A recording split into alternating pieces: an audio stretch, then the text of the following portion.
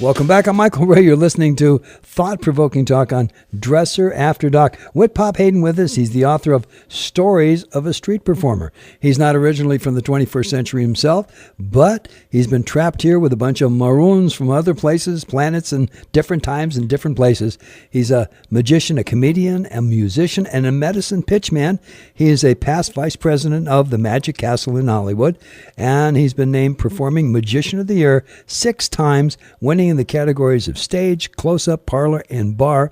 And he's the co-founder with Chief Anton Schools for Scoundrels. And let's say, Whit, hi, welcome to the show. Pop. Well, hi, how are you, Michael? Good evening. Oh, good, and thank you so much for being here. What is a street performer? Well, a street performer, it's one of the oldest kinds of performing, where someone would go out on the street and sing or dance or some other skill and pass the hat and make some money. Now, by the way, that since the ancient Egyptian times. And by the way, the street performer is all over the world, and everybody knows them in one way, shape, or form. I got to tell you, I think there's not a culture in the world without it. Yes. Oh, absolutely. The Magic Castle. Now, that's been around for years and years and years, hasn't it? Yes, it's been around since 1963. I know some of the old presidents were Lou Costello and people of that genre. So it's a famous place in Hollywood. Yes, it is. I remember 1,000 years ago, which I don't want to get into, but I was a performer. That was the very first place I ever played. Oh, really? Yeah. Oh, how wonderful, yeah. Yeah, I remember standing behind the curtain that first night, and you could feel the ghosts of all the old-timers there. Oh, yes, you still can feel that.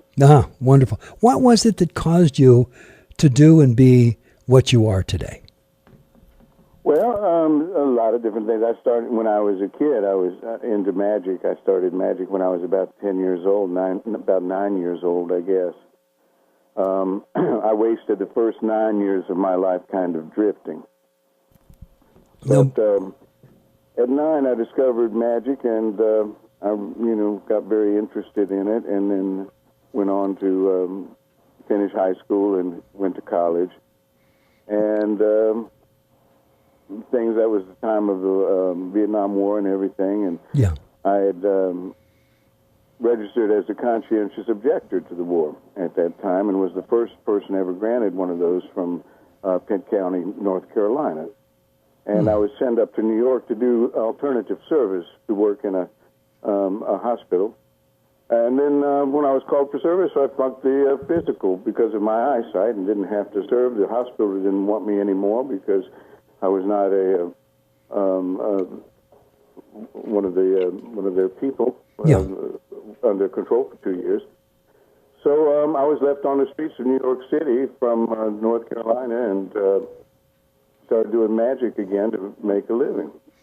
Now, by the way, Pop, when you were in the UK, is magic in Europe different than magic here? Oh, no, it's very much the same. I mean, the styles are slightly different, like the styles of a British comic to an American comic. But, you'll find that it's basically the same everywhere. Magic is magic. And by the way, what is it about magic that thoroughly captivates audiences? Well, I think that magic is one of those things that generates creative thinking. The magician is an expert at shutting down the deductive mind. You cannot solve a magic trick deductively. You can't figure it out by what you saw, because what you saw, there was some lie in it. One of the premises is a lie. So the conclusion is always going to come up wrong. The only way to figure out how to do a magic trick is to invent the trick yourself. You have to imagine, now how would somebody go about making me think I saw what I just saw? And you have to come up with different ways to do it until you find one that fits. There's something interesting with magic. If you think about this, which I hadn't until just now, when you're dealing with magic, you're dealing with something that was there from the very beginning of civilization and has come all the way through. Think about everything else that has come, it's gone, it's whatever. But magic has stayed constant, hasn't it? Yes, it has. Eric Sevareid said something wonderful at one point. He was a commentator back in the 70s, and he just seen Doug Henning do the magic show on Broadway. And he said, you know, this reminds me of something my father told me when I was young. There's only two kinds of people in the world. There's people that can be had, and there's suckers. Yeah. The only difference between them is that everybody can be had, but a sucker's that individual that'll bet you $50 he can't be had. Yeah. No, and I got it loud and clear. Yeah. And he said, and I think maybe that's why these magicians are here around amongst us, to remind us we can all be had, so hopefully we won't become suckers. Now, by the way, let me ask you this. What caused you to write the book? Well, I wrote the book mainly for other magicians originally. It was a lecture I did at the Magic Castle on what a performer of any kind, a speaker, anybody that gets in front of an audience can learn from the experiences of working on the street, the things that I learned from my experiences. So the book was mainly just a series of stories I told about the people I had met and the things I had learned that have stood me in good stead since. Sure. Now, without being a magician, as an average guy in the average world, what do we learn from the book? What do we take away? Well, I think there's different things you can learn from it. I mean, basically, it's an interesting story. It's a story of an experience that most people don't have. I traveled around Europe, and I traveled in, I lived in New York and D.C. and other large cities and made my living doing magic on the streets. It was like a magic carpet. I traveled all over the world where I just could start on a street corner and start making money, and by the end of the evening, I'd have enough money for some place to stay and food to eat. And yeah. It was like magic carpet. The fun it's stuff. It's an interesting story, but also I think in there, too, is some stuff about the decisions I made, and that's what I learned about life, and I think those kind of things are important. Now, by the way, is life in and of itself, is life magic? And when I say that, all of the things you put together to create the illusions, isn't life in and of itself like magic? And if you got a handle on magic, you might be able to get a handle on life. Well, I think it probably works the other way better, but yeah, I think magic does. It reveals something about the human condition. Otherwise, it wouldn't be interesting. No, absolutely. There is no fraud in nature. But a magic trick, when I do make a coin disappear from my 2-year-old granddaughter when she was 2, she was astounded. And then I would do it again, and she was astounded. Then she made me do it again and again and again until finally she caught the coin was in my other hand. And she laughed and laughed. Well, I think that's really what the magic experience is supposed to be like. It's called bring a little bit of joy, a little bit of comfort in somebody's life.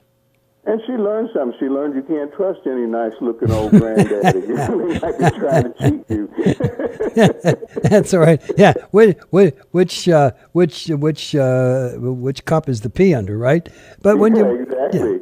But when one of my favorite games. Now, where did you learn? What caused you to want to learn this in the beginning? Because magic does not just come naturally. No, magic is something you learn. It was actually, it's a funny thing, it was a missionary. My father was a minister, an Episcopal minister in Tennessee, and we had a missionary friend of ours stayed with us who had been working in Argentina. And he and his wife dressed up in gaucho costumes for us, to entertain us, to show us what the costumes were like. And he had put a mustache on with spirit gum. And then he showed me a little trick with the spirit gum where he could make it look like smoke was coming off his fingers. And that was like, when I was about 7 years old, that was the first magic trick I ever learned. And then when I was about 9, that's when I got turned on by something in magic, and I was hooked ever since.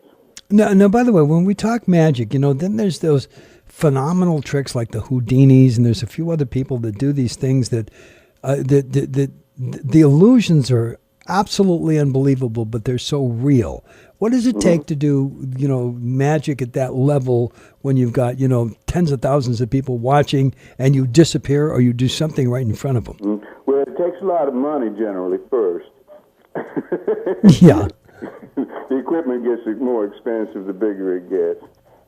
And, it takes a lot of creativity. I'm a big fan of David Copperfield and all the modern big illusionists.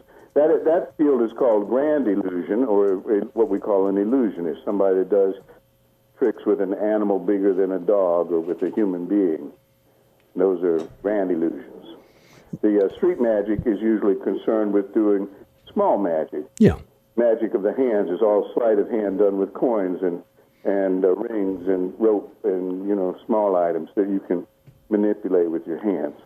Yeah. Now, by the way, when you're dealing with it, are there still the amount of people who love learning magic as there were years ago? Is there still that allure for certain people? It has never been as powerful. I think we have way too many people interested in magic in some ways.